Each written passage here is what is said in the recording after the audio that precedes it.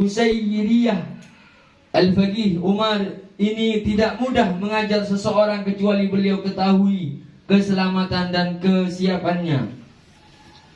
Salah satu guru beliau, Syekh Abu Bakar bin Salim, Syekh Ma'ruf Bajamal, sangat memuji dan melebihi beliau daripada ulama lainnya, bahkan mengisyaratkan secara terang menderang beliau yang akan memegang wali kutub. Beliau berkata, dialah kutbus zaman ini, pemegang kewalian yang akan Allah menampakkan melalui tangannya dakwah ini. Barang siapa yang Allah panjangkan umurnya kelak akan melihat orang ini kedudukan tinggi, mataharinya senantiasa menerangkan umat la ilaha illallah. Tak seorang pun yang memperoleh kedudukan seperti ini. Dialah wali zaman ini dan khalifah daripada Rasulullah sallallahu alaihi wasallam. Syekh Abu Bakar bin Salim menulis beberapa buku tentang terdekat dan hakikat, di antara Mi'rajul Arwah, Ilal Manhajil Iddah, Fathul Babil Mawahib, wa Hayatul Tali Talib, Ma'arijut Tauhid, Misafhul Sa'aril, wa Kanzuh Dakhair. Beliau memiliki untayan nasihat yang indah tentang tasawuf dan hikmah-hikmah, di samping kitab syair dan tinggi tentang hakikat, keluhuran, akhlak dan keutamaan Syekh Abu Bakar bin Salim. Harta beliau selalu dibelanjakan untuk membiayai orang-orang fakir miskin dan tamu-tamu. Beliau sosok yang sangat lemah lembut, berakhlak mulia, sangat rendah hati, dan lebih senang menutup diri dan menjamu dan memenuhi kebutuhan para tamunya. Beliau tidak segan-segan untuk turun tangan sendiri, menghampiri para tamu dan menanyakan sendiri keperluan mereka, serta beliau sendiri yang memasak untuk mereka. Setiap harinya beliau membagikan lebih kurang 1000 potong roti kepada fakir miskin. Syekh Abu Bakar bin Salim mempunyai akhlak mulia serta seorang wali yang sangat tawaduk. Tidak pernah ada seorang pun yang melihat beliau duduk dan bersandar maupun bersilah dalam melayani tamu ataupun dalam setiap majelisnya. Sejak umur 15 tahun sebelum wafatnya, di dalam berbagai majelisnya beliau tidak pernah duduk kecuali dalam posisi yang sedang bertasyahud istirahat, duduk seperti tasahud awal. Beliau sangat gemar menunaikan ilmu pengetahuan, dan beliau telah menghatamkan kitab Ihya Ulumuddin, karya daripada Imam Al-Ghazali, sebanyak 40 kali, serta menghatam kitab Fiqih Syafi'iyah yaitu Al-Minhaj karya Imam Nawawi sebanyak 3 kali. Di antara kebiasaannya beliau adalah memberi wejangan kepada masyarakat setelah sholat Jumat sampai menjelang asar di masjid beliau. Di awal suluknya beliau telah melakukan ibadah dan riyadhah yang lazim dilakukan oleh para kaum sufi.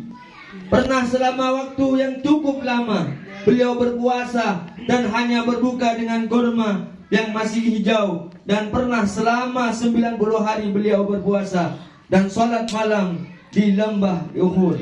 Selama 40 tahun beliau sholat subuh di Masjid Ba'isah di kota Lis dengan wudu isya.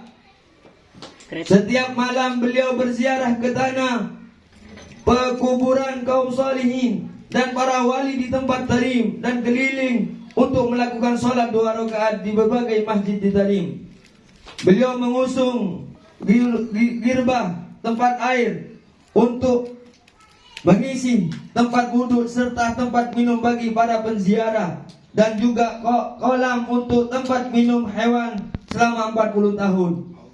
Dengan berjalan kaki kemudian beliau mengakhiri perjalanan dengan sholat subuh berjamaah di Masjid Ba'isi. Sepanjang hidupnya beliau berziarah ke makam Nabiullah Hud alaihissalam semenjak 40 kali.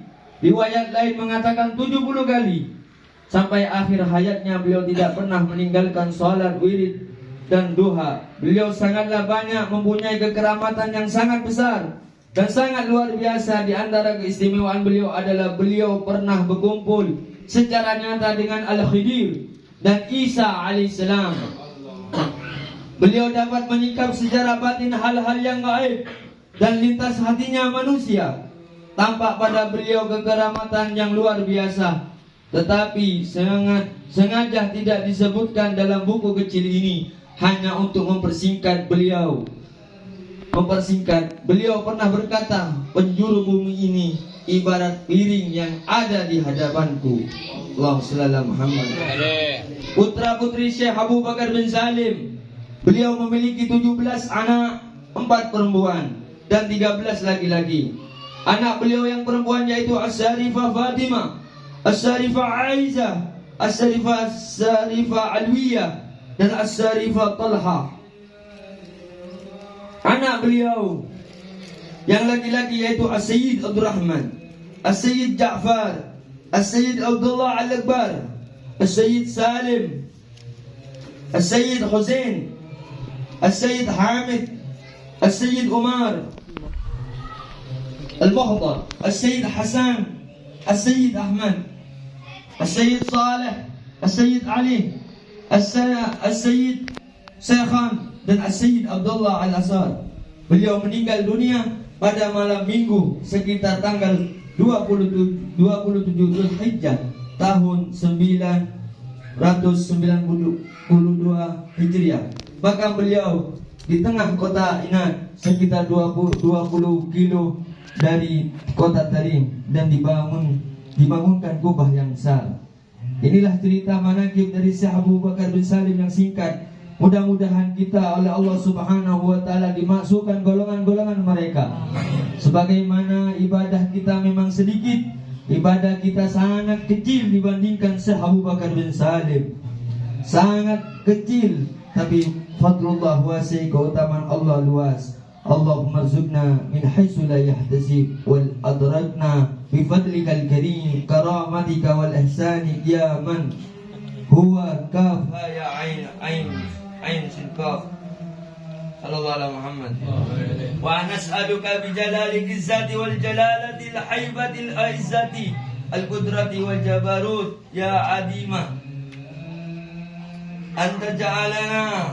Anta ja'alana min ibadika salihin alladhina la khawfun alaihim wa la hum yahzanun birahmatika ya arhamar rahimin. Wa sallallahu ala sayyidina Muhammadin wa ala alihi wa sahbihi wasallam. Alhamdulillahi rabbil alamin. Assalamualaikum warahmatullahi wabarakatuh.